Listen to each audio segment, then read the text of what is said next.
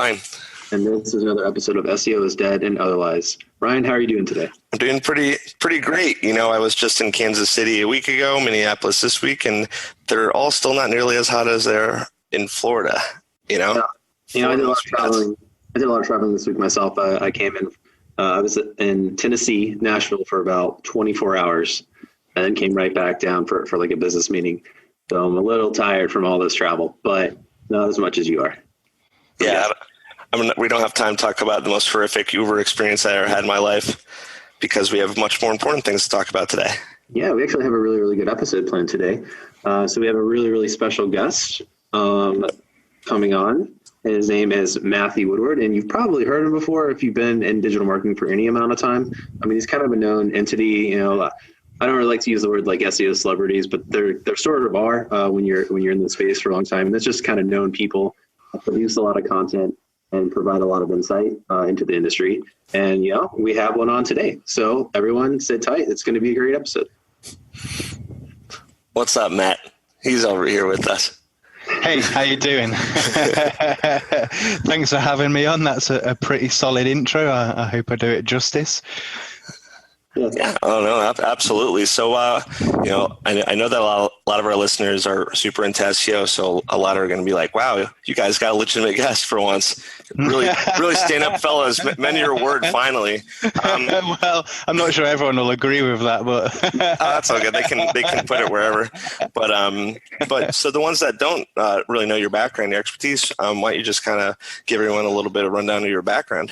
Okay, so I've been building websites for as long as I could deliver newspapers because that's how I was paying for the server back in, before YouTube, before Google. A long time, longer than I've forgotten so much that I've learned over that time. I was doing things before link building was a thing. I like to refer to those as the Lycos days, right? You know, the good days, the 10,000% keyword density days. I love that.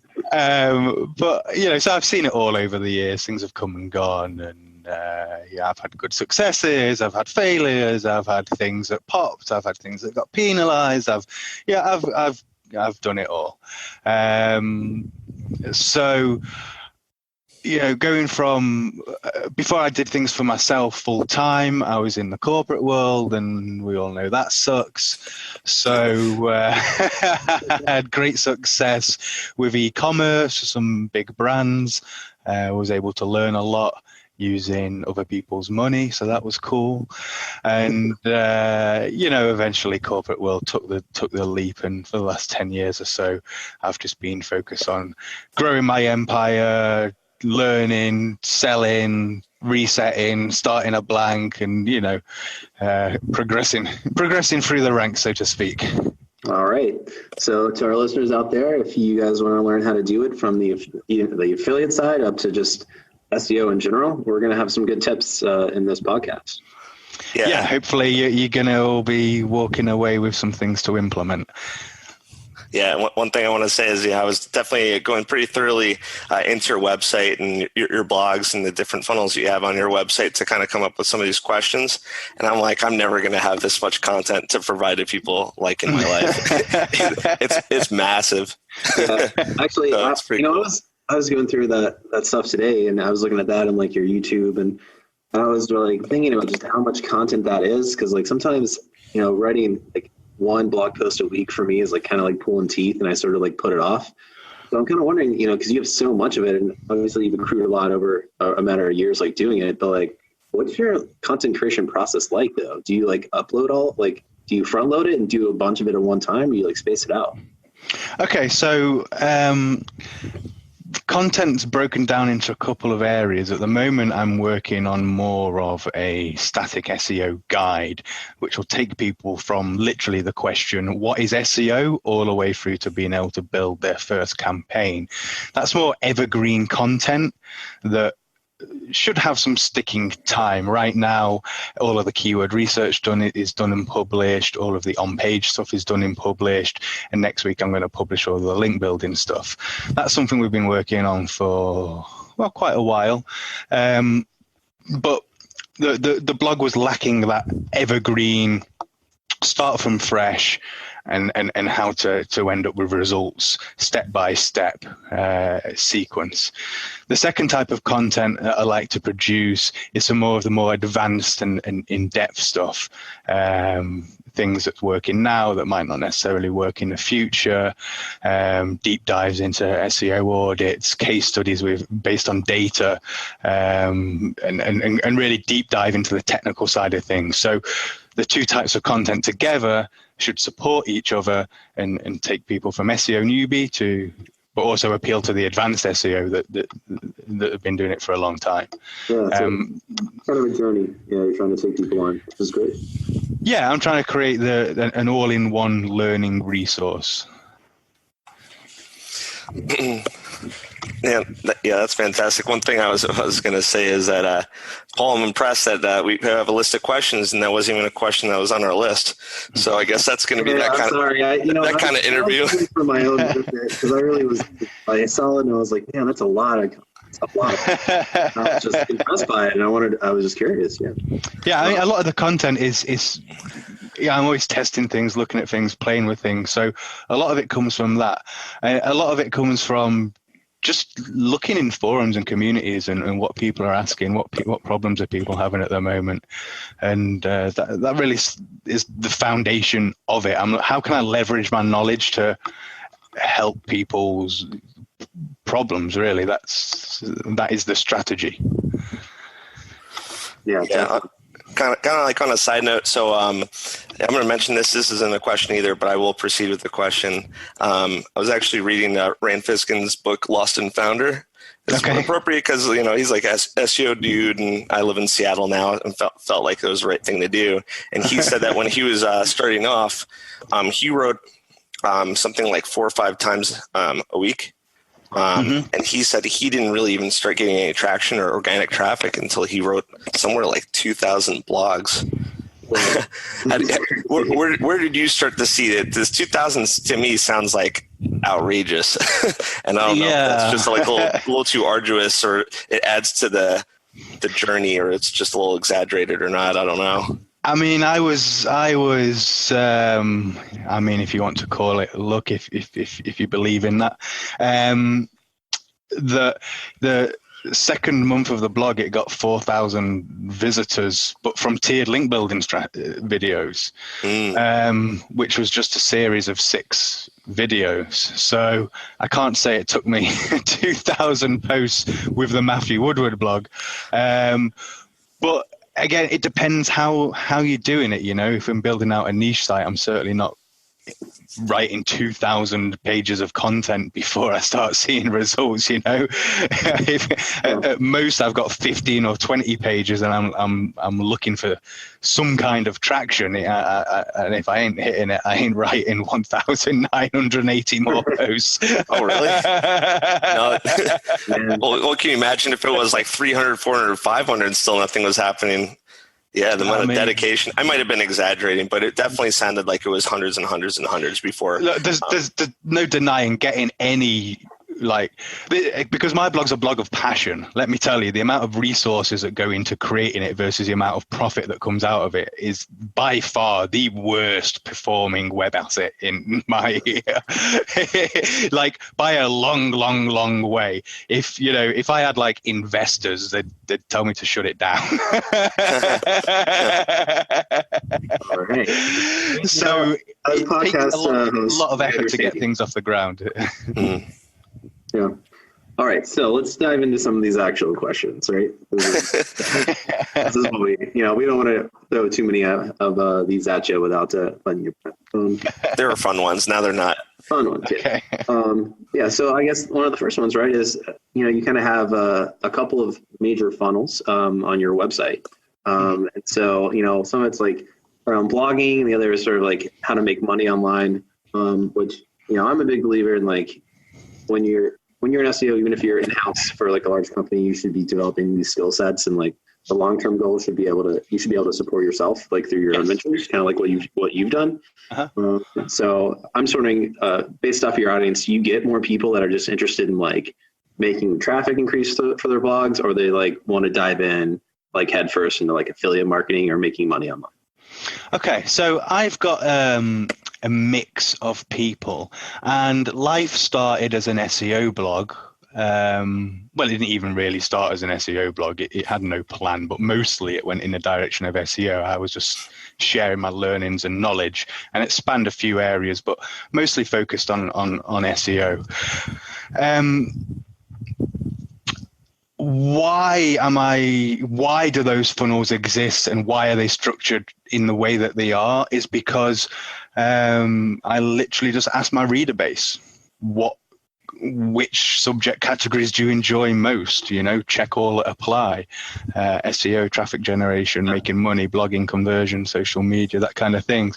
And my audience literally told me what they wanted, and the top ones were SEO, traffic generation, blogging, and making money online. Except I didn't call it making money online. Sounds spammy. I called it work. A really good way to put it, actually. Everyone should say that. How do you work and then get money from that online? Yeah, exactly. Yeah, because I was like, oh, God damn it, how am I going to how to make money online without being spammy? Maybe I could call it hustle, Gary Vee it. Nah, that sounds spammy as well. Oh man, dropping the Gary Vee on this podcast. Yeah, I was like, no, can't go with that. And one of the things I hate about the SEO world, and generally I'm making money online, is the fact that it's so commonly missold as the magic easy pill to making a ton of money. So I decided my make money online would be called work, meaning you got to do something. What a novel idea, right? Yeah, right. So that's how the funnels kind of came about. And not funnels just in email funnels, but funnels in terms of the content. They go from the homepage, what do you want to do? Increase search traffic, start a blog, and then dive into that. And it's like, okay, well, do you need to know what is SEO? Do you need to know what is keyword research? What do you need to know? And it dials down into that. I think that as SEOs, and one of the biggest mistakes SEOs make is they're forgetting about the human element. Like, how many SEOs actually survey the audience that they're speaking to see what content they want? What are your preferred methods of learning? What do you like? What do you don't like about the site? It's very easy to get distracted by tools and automation and forget about the human element when you're doing SEO for a site. But SEO encompasses content, keywords, everything human, and as SEOs we kind of cut the human out. You kind of forget about the end. Like, these are actually human beings, at the end that are trying to get information. Yeah, and it's easy to I only got 50 visitors and kind of diminish it. But if you were in a room of 50 people that were all stood staring at you, listening to what you had to say, that feels very different to just looking at, I had 50 visits on Google Analytics today, but it's the same thing, and we often forget about that. Yeah, it's a good way of putting it. Yeah, because I don't really consider, my background was really never marketing when I got into this, and I was drawn to the technical side of things. And so when I'm driving traffic, I'm not a marketer, so I don't really care about the rest. And it's like, no, you definitely do. It's user experience. It's telling the story. And I never thought until like not even that long ago, like a couple of years ago, like, you got to tell a story. And then the second we started doing that, conversions started going up.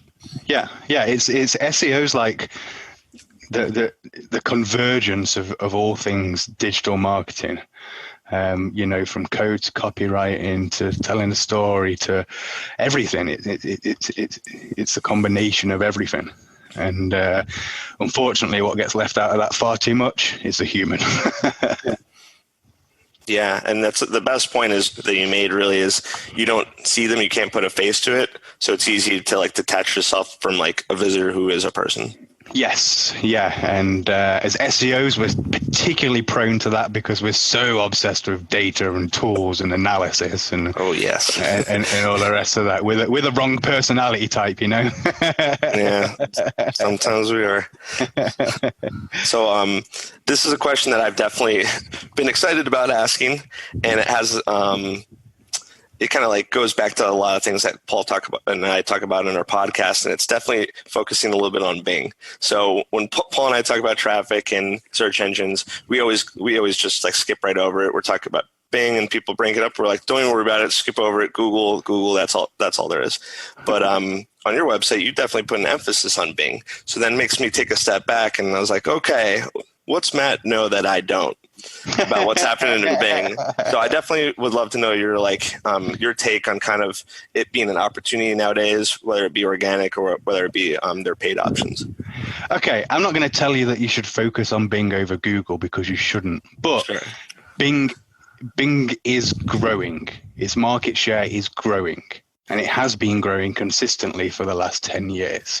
Now, whether Bing is useful to you is a very personal question, but we have data to answer that question. Jump into Google Analytics, look at your traffic sources, and look, how does Bing's traffic compare to Google? Does it bounce more? Are they visiting more pages? How does it convert? And just look yourself. You know, no two sites are the same. Now, for me, I often find that Bing traffic is converting better, spends more time on pages, visits more pages, and so forth. But the volume just isn't there to say, yes, you should really target Bing. But you should certainly consider Bing and have it as part of your strategy. And people ignore Bing to the point that, did you know that Bing's got its own version of authorship? No. Okay, sign up to Bing Webmaster Tools. There's an area I think it's called Connected Pages or Connected Profiles in the Site Explorer. Go and connect all those up. Little things like that will have a big difference. The Bing team are generally pretty SEO friendly. They have their own SEO analysis tool that you can run and find issues that you might not consider when ranking for Google. So, you know, there's opportunities there that are quick wins, quick things to integrate. I've got a more detailed post and video on my YouTube channel about it, but it is often ignored, and I think it is a great opportunity for people, but it's not. You know, you certainly shouldn't be like, oh yeah, I'm going to rank for Bing and not Google. I got you. I think that Paul and I have still been doing a little bit of disservice by saying, don't even freaking think about it. So let's rephrase that a little bit. Well, I mean, it might not be right for everyone. You might look at how the traffic performs and think, yeah, screw that. But you might look at it and be like, oh, well, okay, the conversion rate is double than what Google brings. This is something that we should pay attention to. And you might not do it through SEO. Paid traffic from Bing is super, super, super cheap, like 1, 2, 3 cents clicks on popular keywords that in Google you'd be paying $5, $10, $15 for. So opportunity is there. Everyone ignores it. You're right. It is very rare for someone to say, you know, open your eyes. But have a look, just see how the traffic performs for you. There's some quick wins there. Monitor that. If you want to scale that, just buy the traffic and see how it performs for a little while before you decide, and go from there. Yeah. Yeah, I'm actually in a situation like that right now. So the company that I work in, Housework, their entire niche was blocked. Removed from Google AdWords, right? Mm-hmm. So that you can't show anything in Google Ads for any of those keywords anymore. Okay. You know, kind of like what happened to, like, it's definitely not payday loans, but sort of what happened with like payday loans, like a few years ago, they kind of like got rid of all of that. So, we're in a situation now where like there's been a lot of fraud in like the industry, and they're trying to come up with a system to get approvals set in place, but everything's been demonetized over there. You know, they were spending, you know, $200,000, $300,000 a month on ads. So we've had to like kind of move that spend to some other areas, and you know we've started up with Bing, and so far, I mean, you know, you're not going to have the same volume because it's just, it's not Google. Yep. But, like you said, those keywords are a whole lot cheaper. So you throw some money, you can still get some good results. You don't have the competition. You just think most people that are using Bing are people that don't know how to install Firefox and Chrome. Those people generally have money. That's the IE crowd. Yeah, right. Like, you know what I mean? Like, there ain't no like under 30-year-old using Bing and Internet Explorer by choice. They got to be real lazy. So, it's the same with everything. There's no black and white, yes or no, should you target Bing. It depends on your business, your current data. The quick wins are there. Yeah, the volume's not there, but neither's a competition. So in some niches, you only need a handful of leads to make a ton of money. And in that respect, the volume is there. Yeah, I have one quick story about Bing ads. It's very recent, and might as well mention it, that occasionally I'll help lawyers. My background's legal marketing and professional services and whatnot. And so every once in a while, there'll be like a mass tort, like this one thing that, a bunch of lawyers want to hop on and just, sue a bunch of people, make a crap ton of money at once. And the one of the hotter things right now is like e-cigarettes. They're finally figuring out that people die from them. Can you believe it?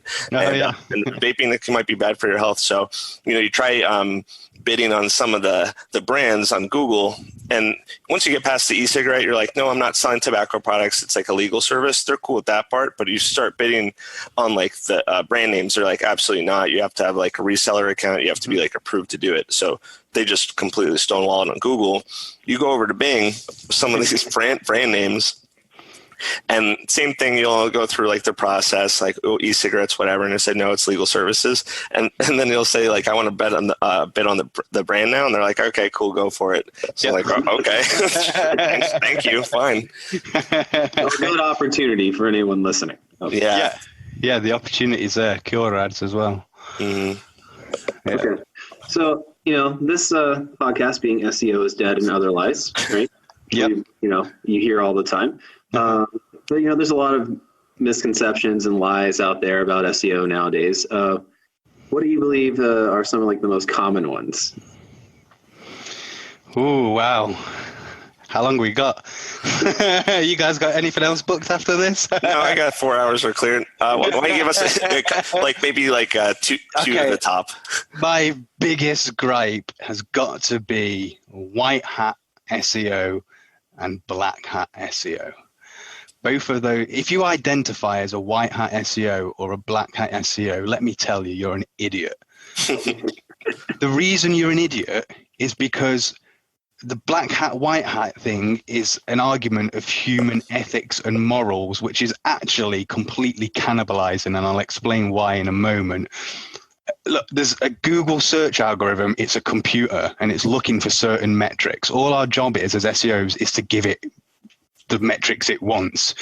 But for some reason, we got our stupid little human egos in the way and made a divide, and you've got to either be white hat or black hat, and there's no crossover. And it's just ridiculous. Like, if you tell me that you're a black hat SEO, I think you're an idiot. Why? Because you only understand half of the game. The same as if you tell me you're a white hat SEO, you're an idiot. The fact that you identify with that, like, oh, I'm a white hat, it makes you ignorant of anything black hat. You don't want to know about it. You turn your nose up at it. It's below you, right?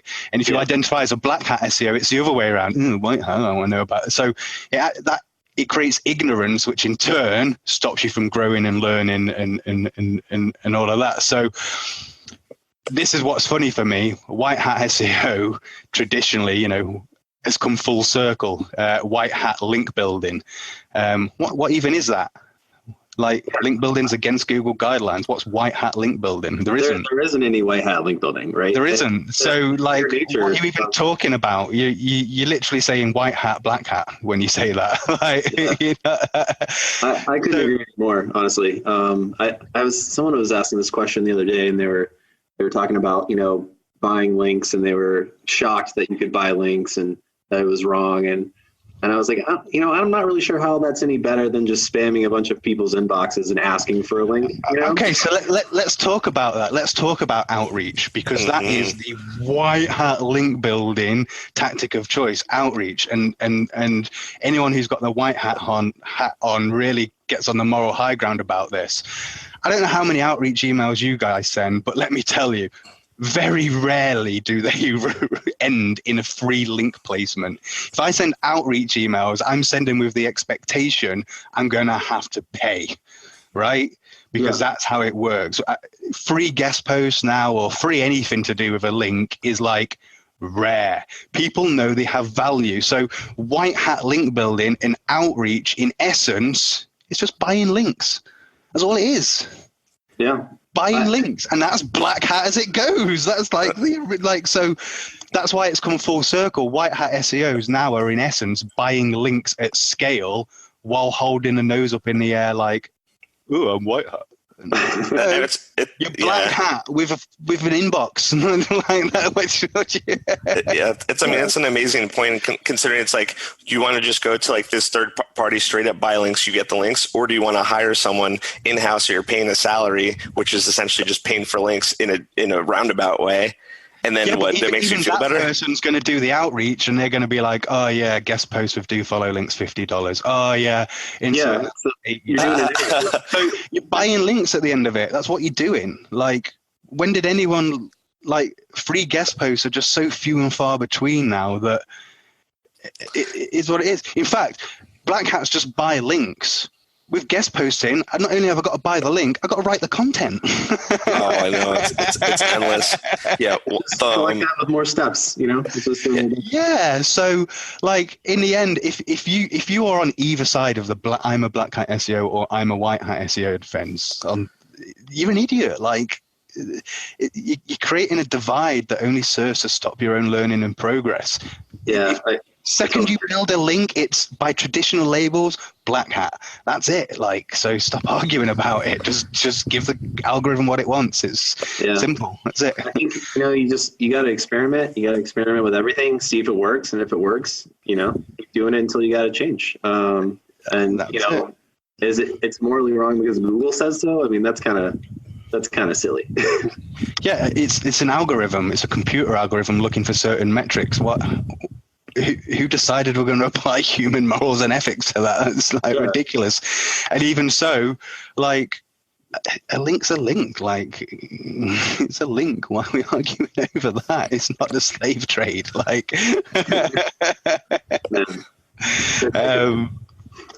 So yeah, just if you're a white hat, open your eyes. If you're a black hat, open your eyes. Forget those labels. Just focus on giving the algorithm what it wants and experiment with what that is, because that changes over time. And how you do it really is up to you. I'm glad that I only did outreach. I probably did about 20 outreach emails in my entire existence, which I'm pretty happy about. And I think that I did it 6-7 years ago was the only time I did it. And I was working in-house, and I read, a good comprehensive article about how to do links. And then it was the old, use this tool and find broken links on people's websites, and then they'll repair the link, or they'll link to you because you'll provide, the whole thing. They were linking to this authority, the link broke, then you relink it to one of your properties. That works if you can do it systemized and at scale. That is really effective even to this day. That's a great link building strategy. I did it then. It work. I did it then. I got discouraged and I just stopped after a couple of days, but typically not that kind of SEO. Yeah, but I don't know. In a couple of days, there should have been 500 emails go out at least. Maybe it's just you're a bad worker, Ryan. Well, I got better. Let's just say that. But it's funny, those old school simple things work. If you just pay attention to the basics, if you just do the very basics right, eventually you'll see success. And you laugh, but the broken link building, great strategy. It's really effective. You heard it here. Broken link still works. Maybe better than guest posting. Maybe it's providing more value. Who knows? Yeah, well, guest posting it's buying links now, isn't it? Yeah. It used to be really out of control, though. I remember when it really took off.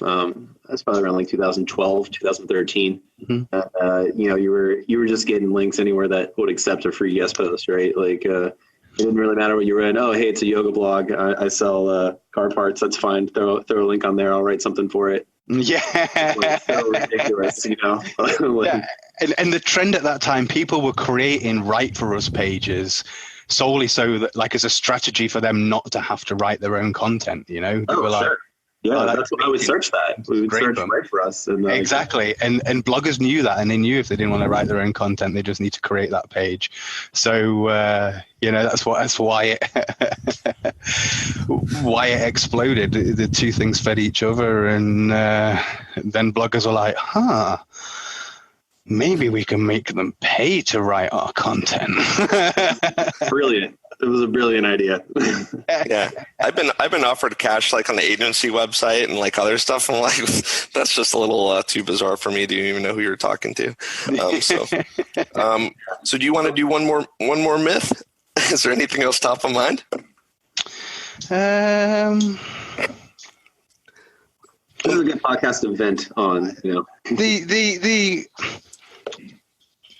It's not really a myth, but it's something common that I see. It's a common recurring theme.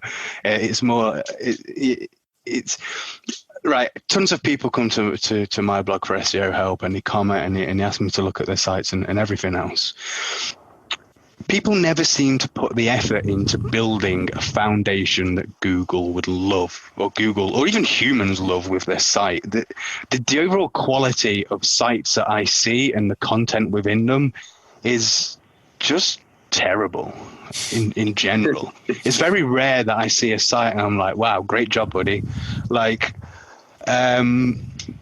and people are obsessed with link building. Like, they're like, oh, I built this site, it's not ranking. How many links do I need to build? I'm like, yeah, well, a million. The links aren't the problem, but they don't want to hear that,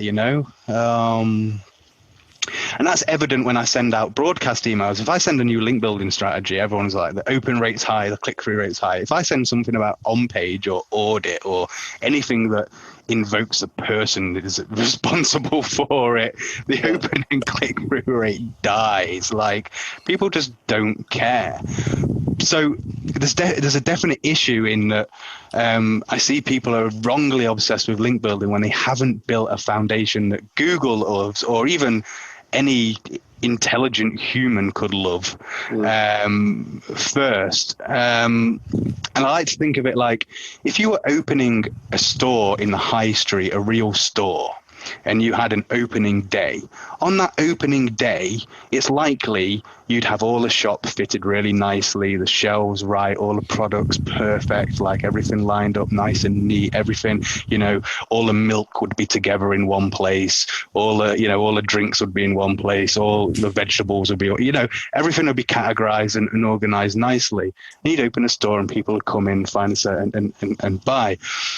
People don't do that on a website. They don't consider that you should be treating your digital business the same way that you treat a real business.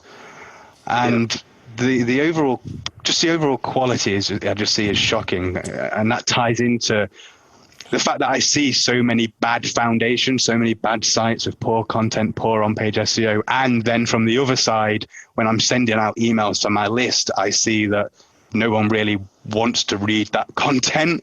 I'm like, well. I think there's like I wouldn't even necessarily say a misconception, because it is kind of true. There's a lot more work to be put into learning, like, UX and how people interact with sites, and there's a lot of like testing that can go along with that. And I think just the overall knowledge level from in digital marketing on those aspects is kind of low.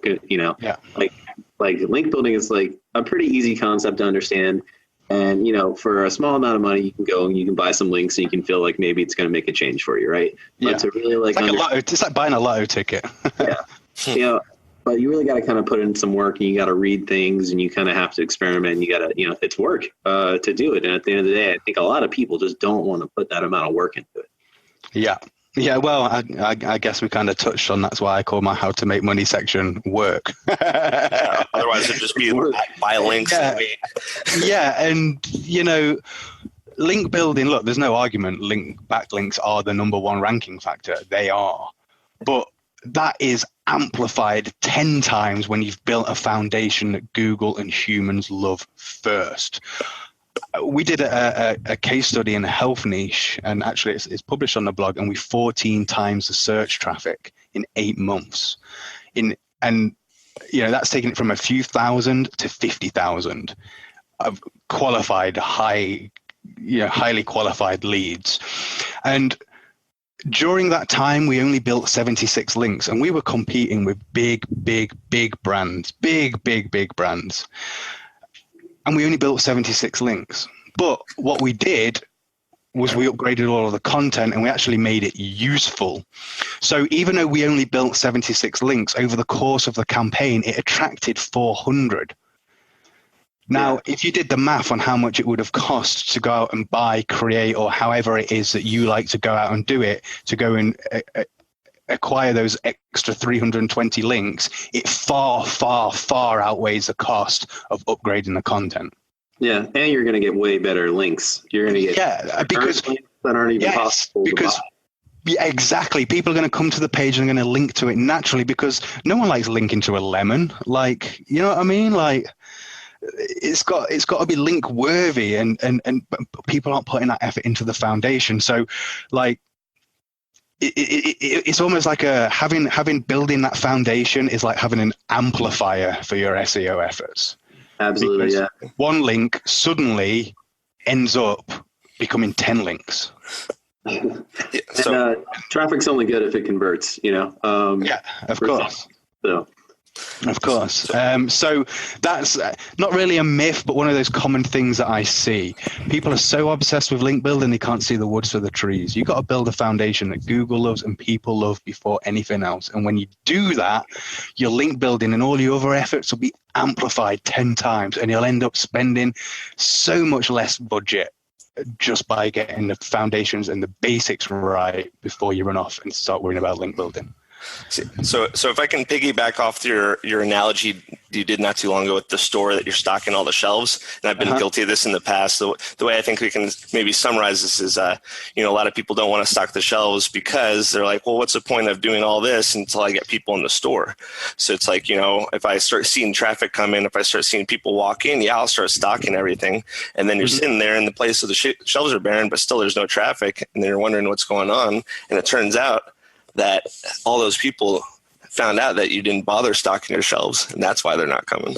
Exactly. Like if you walked into like a really terrible restaurant, you're like, whoa, out. and like you got to treat it like you were building a real business. You've got to think about that experience. And okay, I wouldn't go writing 2,000 blog posts around the Fishkin style, but I definitely make sure I had at least 15, 20 pieces of really solid, genuinely helpful, problem-solving content, that really was a strong linkable asset, the kind of thing that if anyone looked at it, they were like, yeah, I'm going to link to that. You've got to build that base. And if you build a few of those, you see which grabs attraction, and then you can start expanding and throwing the gas on the fire. But you got to open your store, and it's got to look good. You can't just throw up a lemonade stand on the side of the road anymore.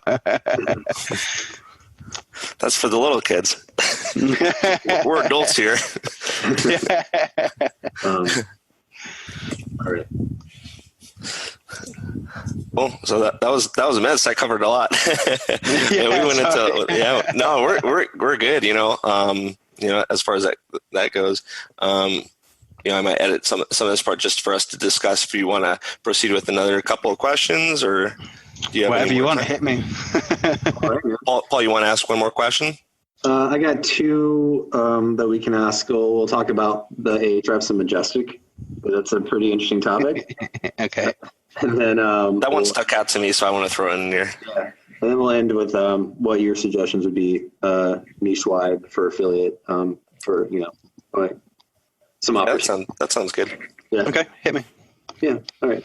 So recently you had an article kind of talking about a winner between Ahrefs and Majestic. If you don't know what Ahrefs and Majestic are, if you're a listener, check them out. They're pretty well known tools in the industry. They both do some pretty interesting things. But you declared a winner between the two. So can you tell us a little about the study that you did and how you came to a winner?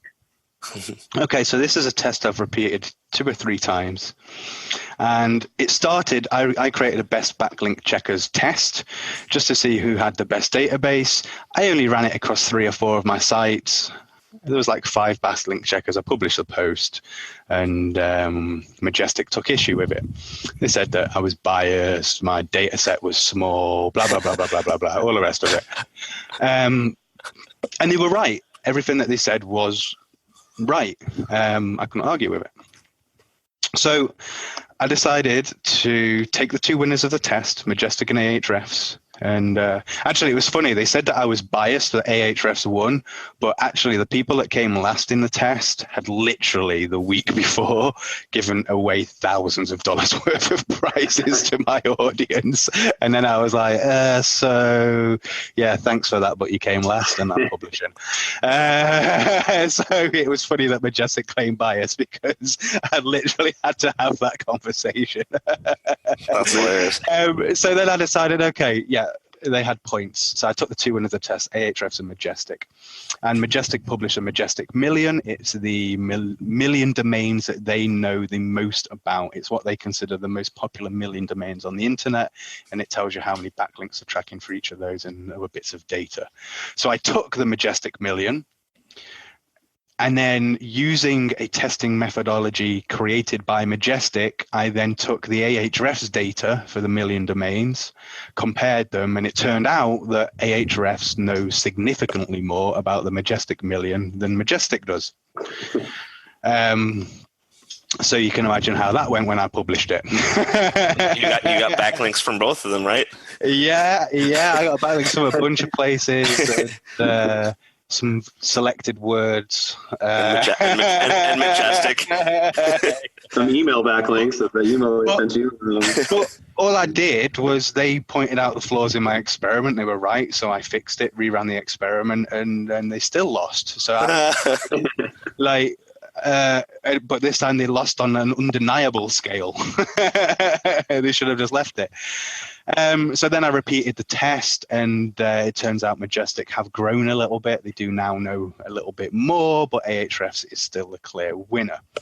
Now, it's important to say, when I'm declaring a winner, I'm clearly saying winner in terms of who's reporting the most amount of links in their database. It doesn't necessarily mean they're the best backlink checker tool, because if the data is not fresh, if the data is not accurate, if how the data is presented, is the data presented in a usable format, and such things all contribute to what the best backlink checker is. But in terms of database size, Ahrefs has a significant lead over Majestic. Now, you might have been seeing that Moz and SEMrush have been making lots of noise. Their backlink database is the biggest. SEMrush selected 100 domains for their test. Now, hell, if I selected 100 domains, I could build a tool and have that win tomorrow. So then Moz were like, oh, well, you only selected 100 domains. We've done it with 1,000, and now we're the best. And I'm like, yeah, well, I could do that as well. 100,000, it's not really here or there. You literally just pulling the same trick and calling each other out on it. So I'm gonna do the million domain test of Ahrefs, Majestic, SEMrush, Moz, and SEO Spyglass to really find out who has the best data or the biggest link database. It doesn't necessarily mean they're the best backlink checker, because there's lots of other elements that go into that decision. So that's probably going to cause a few waves when I publish that because I've got the data. So, well, yeah, if there were 2 this time, they get 5, and that'll be interesting. Reading the results of the test for sure. Yeah, I'm probably going to go into hiding for a little bit for my own safety after I publish that. No, well, you should go like on a publicity tour with all your findings. And I know just personally, I mean, I've never done a test, but I always thought that Ahrefs, from a backlink standpoint, was way more comprehensive than the other tool sets. I mean, they all do kind of something pretty well in like different areas, right? But you're kind of just basing this test just on that. I always thought they had a much better historical index of like backlinks.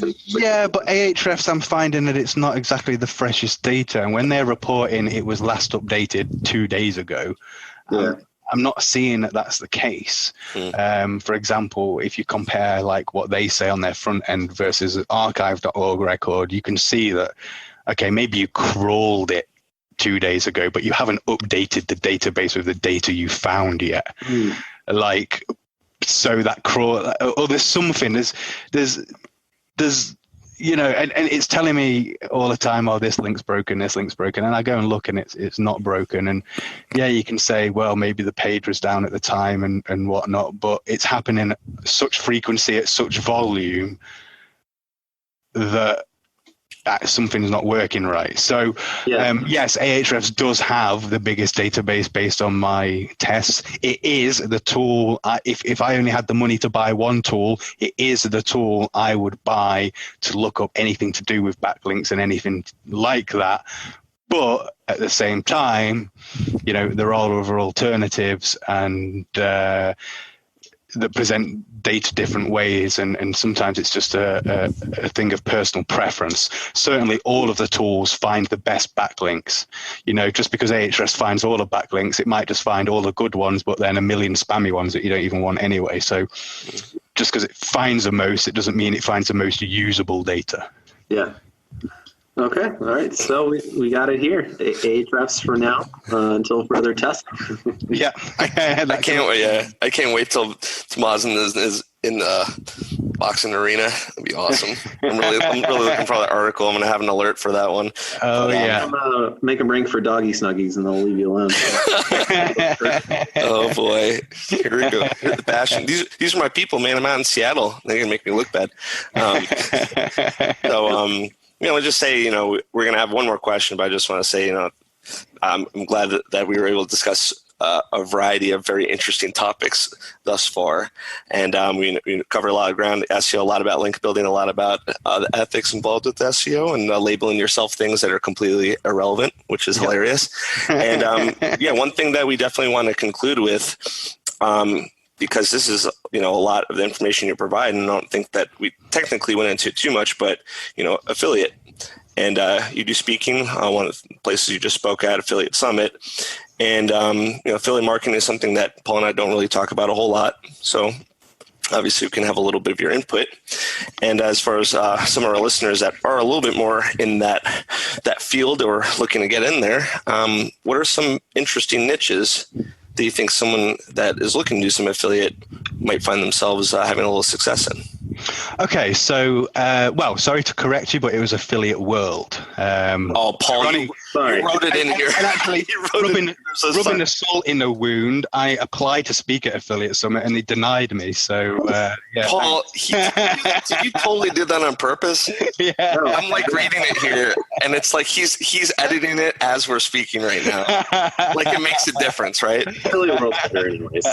He goes, you just spoke at Affiliate Summit. That's hilarious. Okay, anyway, take a step back. This never happened. So I love that conference because there's not many SEOs there.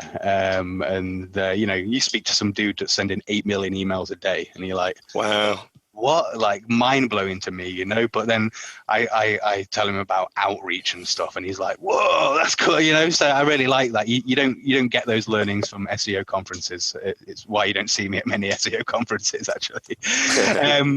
But your question was really about, if you're starting out as an affiliate right now, what niche should you go into? Now, there's two two types of people. There's people that are doing this kind of thing for the first time. They're just learning. They're just getting to grips. They don't really know how to write good content yet. They don't know about how to monetize, and then there's people that are intermediate or advanced and have got a good understanding. Now, if you're intermediate or advanced, you don't need to worry about niche selection too much, just whichever's the most profitable based on your analysis and your research, right? But if you're just starting out and you're learning, what really, really, really helps is that you go into a niche that you can relate to, because it's likely you're going to be learning a lot of your lessons the hard way, especially when it comes to writing content. And it really helps if you're writing about something you care about. So the exercise that you should do to find the niche you should go into is just get a pen and paper and write down a list of 3 things that you like, 3 things that you're bad at, and 3 things that you want to learn about. In that list of 9 things is your niche. Which one you select? Well, now you need to go and do some research, do some Google searches, look at what competitors exist, what you like about the sites, what you don't like about the sites, how are they making money? Banner ads, have they got affiliate products? Is it Amazon links? Have they got their own product? Do they sell consultation? Do they sell services? What is it that they're doing to generate revenue?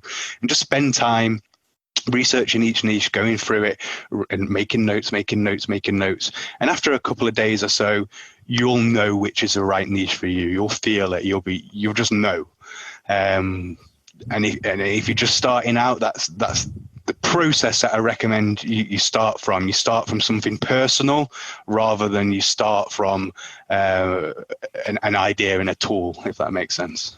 Yeah, definitely. Especially if you're going to be rating the content, because a lot of times the best person to rate the content for your website is typically you. Yeah. So you don't want to like go into a niche and immediately start outsourcing all the content. You don't even know if it's good or not, or it's going to speak to anyone. Yeah. And you've got to learn the lessons the hard way. You will learn a lot of lessons with content. Like you'll start picking up copywriting tricks, how to structure things, and all of that will flow into your other work when you're writing email broadcasts or ads or titles to get clicks on Google search results, or writing an outreach email. All these things that you really need to refine your writing skill, and there's no better way to refine your writing skill than a niche site, because you're probably going to hate your life after it, but you're going to learn a lot, and then that will give you the ability to process it and outsource it in an effective way.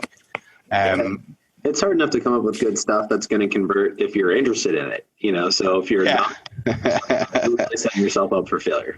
Yeah.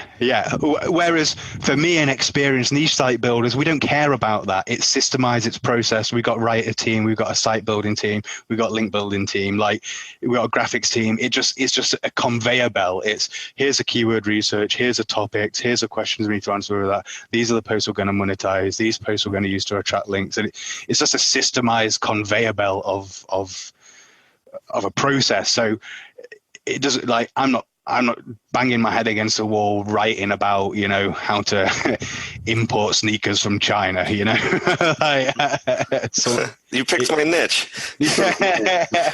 But it's processed, you see, and so I don't have to go through the hard work of those lessons, but I had to when I started. And definitely make it something relevant and personal to you if it's your first 1 or 2 or 3 times of doing things. All right. Well, great advice. Well, Matthew, thank you so much for coming on the podcast. We're really happy that you could be a guest on here, and I think you gave some really great insights into the industry and just some good takeaways.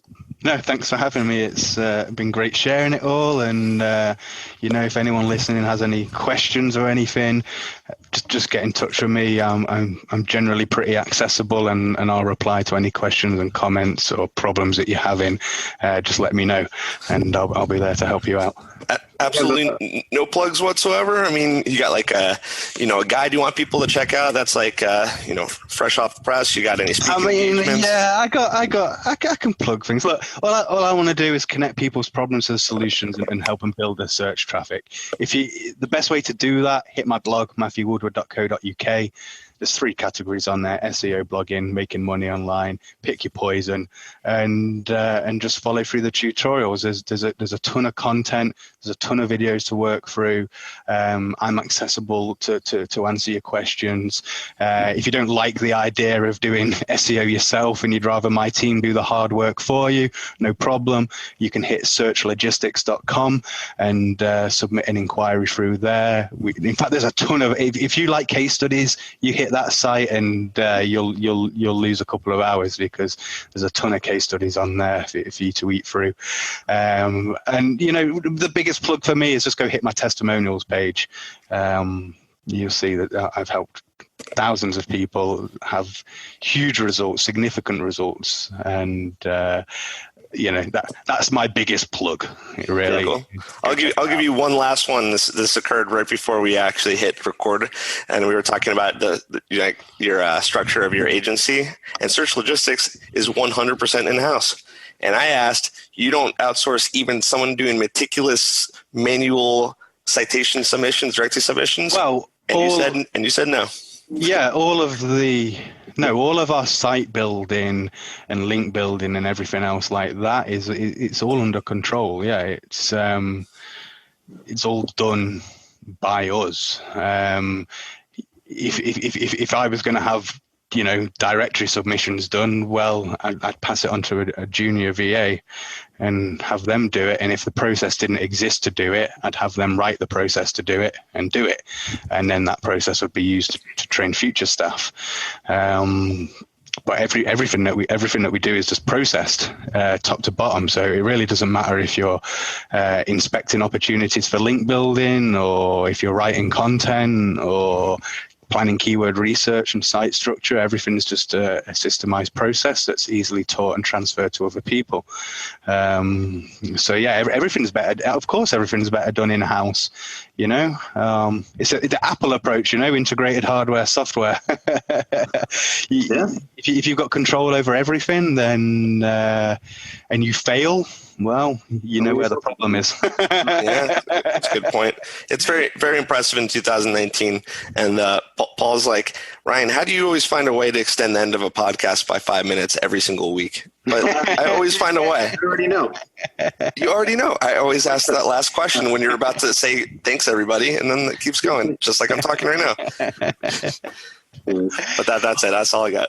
No, look, systemized process, take control. That's it. We'll do a podcast on that one day, because processes are very important. Oh, yes. Yeah. All right. Well, thank you so much for coming on. And to all our listeners out there, hit us up anytime. We have a lot of options for that. You can go to our Facebook page. You can leave comments on our YouTube channel, or you can email us directly at seosaidandotherlies@gmail.com. We respond pretty quickly. We love to have new guests on, and we love to answer your questions. So please hit us up, and be sure to like, share, or subscribe where you see that available.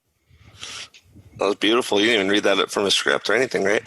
Yeah, I memorized. Yeah, that was good. Yeah, you normally do that. Okay. Well, thanks again, Matt. It's been awesome. No. Thanks for having me. It's an interesting chat. I think we touched lots of different bases, even though we didn't deep dive into anything. Hey, we can have you back on. If people come back and they want it, I mean, I'm in the business of giving people what they want. It's marketing.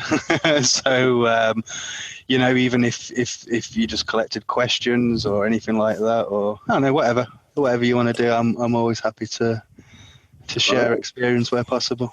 Cool. Sounds great. All right.